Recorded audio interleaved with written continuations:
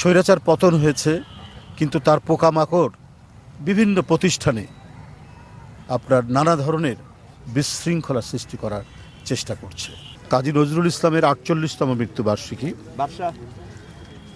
এই দিবসটি অত্যন্ত তাৎপর্যপূর্ণ বাংলা ভাষাভাষী মানুষের কাছে।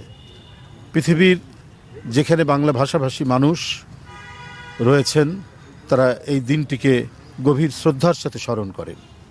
আমরা যার সাহিত্যকর্মের মধ্যে দিয়ে পেয়েছি কিভাবে অন্যায়ের বিরুদ্ধে, বঞ্চনার বিরুদ্ধে মুক্তি লাভ করা যায়, সেই মুক্তির পথ যিনি দেখিয়েছেন তার কবিতা, গানে, সাহিত্যকর্মে তিনি তো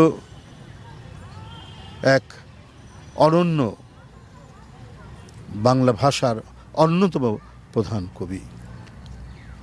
একদিকে যেমন তিনি অন্যায়ের বিরুদ্ধে বিদ্রোহের কথা বলেছেন, অপরদিকে আবার তিনি চিরপ্রেমের কবি। এইরকম এক অসাধারণ বৈচিত্র্যের সম্মিলন আমাদের জাতীয় কবি কাজী নজরুল ইসলাম। তিনি বাংলা সাহিত্যে তার অবদানের মধ্যে দিয়ে গান, কবিতা, গল্প, গানের যে সুর দিয়েছেন সব মিলিয়ে এক নবজাগরণ সৃষ্টি করেছিলেন। আমরা তার আত্মার মাগফিরাত কামনা করি।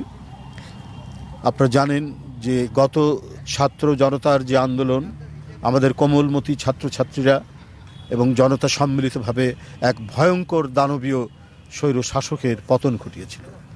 সেই আন্দোলনের উত্তাল ঢেউর মধ্যে আপনারা শুনেছেন কারার ওই লৌহ কপাট। আপনারা সেই আন্দোলনের মধ্যেই শুনেছেন ওরা ঝর্ণার মতো চঞ্চল।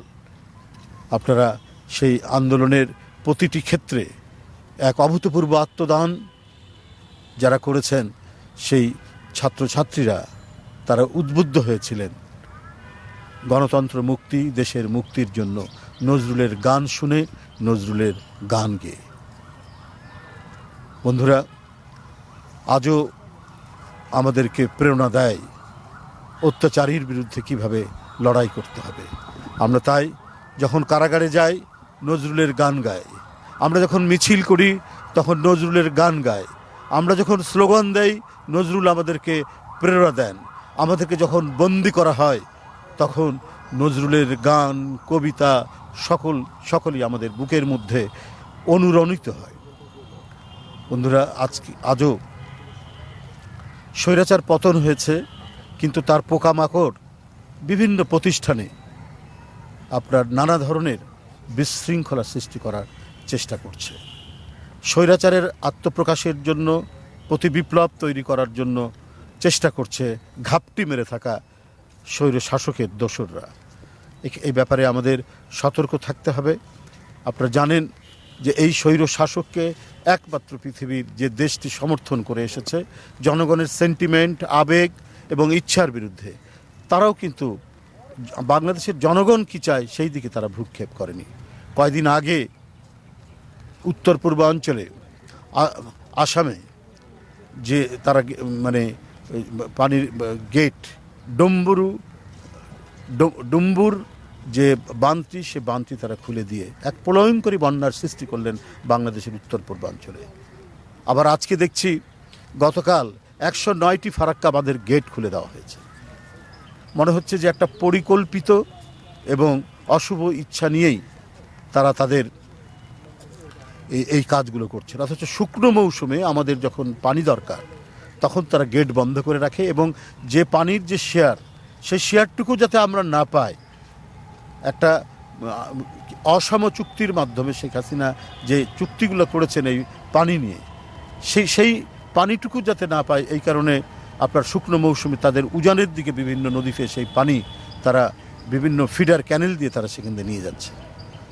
তো এটা হয়েছে যে একটি ব্যক্তির ১৬-১৭ বছর নতজানু নীতির কারণে নিজের জনগণকে বন্দি করে জনগণের উপর জগদ্দল পাথর চাপিয়ে তারা এই কাজটি করেছেন। নিজের প্রভুদেরকে ডেকে নিয়ে এসে নিজেদের নিরাপত্তা নিশ্চিত করতে চেয়েছেন, অবৈধ ক্ষমতা নিশ্চিত করতে চেয়েছেন।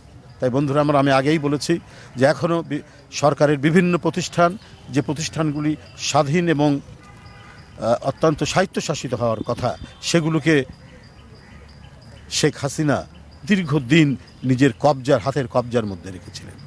আপনি জানেন যে নির্বাচন কমিশন, এই নির্বাচন কমিশনে যাদেরকে বসানো হয়েছিল শেখ হাসিনার অত্যন্ত ঘনিষ্ঠজন, এই ফ্যাসিবাদের একনিষ্ঠ ব্যক্তিরা তারা এখনও রয়েছে। এরাই নির্বাচন কমিশনের যে স্বাধীনতা সেটা শেখ হাসিনার পদতলে অর্পণ করেছিলেন। এইভাবে এখনও প্রশাসনের নানা জায়গায় নানা প্রতিষ্ঠানে যে মাকড়গুলো রয়েছে সেগুলোকে দূরীভূত করতে হবে এবং সত্যিকারের যে জনগণের যে শাসন, সেই শাসন প্রতিষ্ঠার লক্ষ্যে আমাদের কাজ করতে হবে। আজকে আপনারা জানেন দীর্ঘ সংগ্রামের মধ্যে দিয়ে গণতন্ত্র ফেরানোর জন্য একমাত্র যে নেত্রী আমাদেরকে প্রেরণা জুগিয়েছেন দেশনেত্রী বেগম খালেদা জিয়া। নিজের উপর নিপীড়ন নির্যাতন সহ্য করেও গণতন্ত্রের পতাকাকে তিনি উড্ডীন করেছেন। যখন থেকে রাজনীতিতে এসছেন তখন থেকেই কোনো অপশক্তি গণতান্ত্রিক শক্তির বিরুদ্ধে, অগণতান্ত্রিক শক্তির পক্ষে দাঁড়াননি, সবসময় জনগণ এবং গণতন্ত্রের পক্ষে দাঁড়িয়েছে। তিনি অত্যন্ত অসুস্থ, যদিও দীর্ঘদিন পরে তার মুক্তি হয়েছে। তাকেও আমরা শ্রদ্ধা জানাই আজকের এই দিনে, কারণ যে অত্যাচারীর বিরুদ্ধে দাঁড়ানোর যে বাণী নজরুল দিয়েছিলেন সেটিকেই দেশনেত্রী বেগম খালেদা জিয়া বুকে ধারণ করে দীর্ঘদিন তিনি লড়াই করেছেন দেশের সার্বভৌমত্বকে রক্ষা এবং গণতন্ত্রকে ফিরে আনার জন্য। আমরা এখন দেশনায়ক তারেক রহমান তিনি নেতৃত্ব দিচ্ছেন, এই সময়ে ছাত্র জনতার আন্দোলনে উদ্বুদ্ধ করেছেন এদেশের জাতীয়তাবাদী শক্তিকে। সবাই মিলে আমরা যে মুক্তির আস্বাদ পেয়েছি, আমরা যে একটু মুক্ত বাতাস নিতে পারছি, সেটা আমাদেরকে রক্ষা করতে হবে এবং আমাদের গণতান্ত্রিক প্রতিষ্ঠানগুলোকে আরও শক্তিশালী করতে হবে। আর যাতে কোনো স্বৈরাচারী এবং ফ্যাসিবাদের উত্থান হয়ে সব কিছুকে ভেঙে চুরে দিতে না পারে। আমি আবারও আমাদের জাতীয় কবি কাজী নজরুল ইসলামের প্রতি গভীর শ্রদ্ধা জানিয়ে আমার বক্তব্য শেষ